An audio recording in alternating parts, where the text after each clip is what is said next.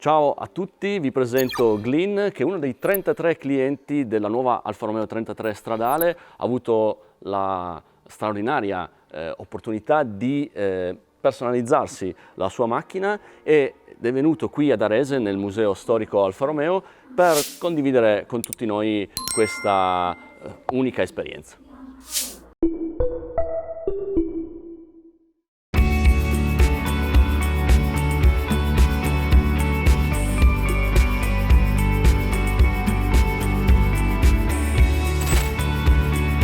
L'Alfa Romeo 33 Stradale è un'auto molto speciale. Saranno costruite solo 33 macchine e oggi ho avuto l'opportunità di incontrare uno dei clienti che ne ha acquistata una. All'interno degli edifici di Arese, dove ora è possibile visitare il Museo storico Alfa Romeo, c'è un luogo particolare, una sala riunioni utilizzata in passato dai dirigenti dell'azienda e dove i primi clienti della nuova 33 Stradale hanno iniziato a conoscere la nuova vettura, dove hanno cominciato a personalizzare le proprie auto in collaborazione con i designer Alfa Romeo. Questa stanza ha anche il nome di bottega, quella parola che identifica tutte quelle piccole attività e laboratori dove vengono realizzate opere di artigianato. Ma un'Alfa Romeo non è solo legata al suo stile o ai materiali curati con cui è realizzata. La storia di questo marchio iconico è legata alla velocità, alle competizioni, ed è da questo ambiente che proviene il signor Bloomquist, per il suo lavoro e per la sua passione per le corse automobilistiche. È stato a un Gran Premio di Formula 1 ad Austin, in Texas, dove è nata la prima idea di acquistare la nuova 33 Stradale. E poi c'è anche un legame speciale tra il marchio Alfa Romeo e un altro nome italiano molto famoso nel settore.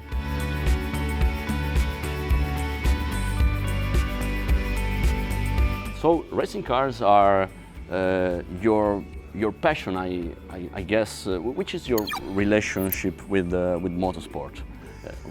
Well, of course, it started out with my association as a sponsor for Indy cars back in the early 1990s. But then, of course, now it's Formula One, and of course, wow, this car I think was undefeated, maybe, and never been beat. And so you started with Indy cars, and your history with the Alfa Romeo. Is there like a turning point in which you realized your love for this brand? Well, two turning points. One turned into something, but one created the passion when I read the book about Enzo Ferrari. Yes. By Del Monte. Luca Del Monte. Ferrari Rex. Yeah, the not big book. Yeah, he is a colleague of mine, Luca. Really? I know him. Wow, and what a wonderful book. Yeah, I know that book. Yeah. So that's where I read the history and Enzo Ferrari driving for Alfa Romeo and the association. I became fascinated, and then when I had a chance firsthand at Circuit of the Americas Formula One car race in Austin to run some hot laps in a quadrifoglio, then I got, wow, this brand is exciting. Yeah, and for all of you that had the opportunity to come here in Italy, there is here a section of the museum with this link between Ferrari and Alfa Romeo. But here, of course, we are in front of the Trentatré Stradale, the original one that also inspired you for your new supercar. And at the beginning, in the introduction, we saw the Tipo 33 with a white stripe, and of course, you're passionate about racing car motorsport. Did you also choose other details on your car, talking about the way that the car looks around? Yeah, absolutely. Of course, it had to be Rosso, right? It had to be Rosso Alfa, yeah. Yeah, Rosso Alfa, because that to me, for me, no other color.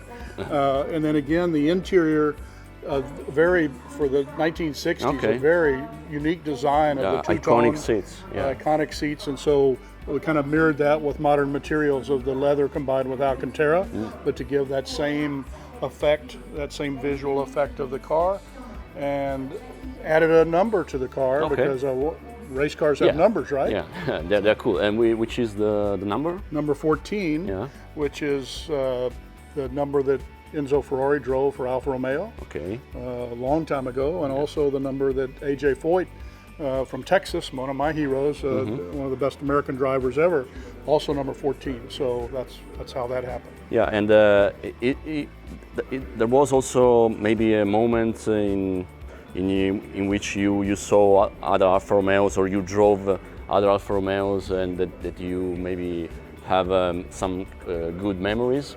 Or apart from the Trentatré Stradale, that of course is famous also in other locations like Pebble Beach or I don't know.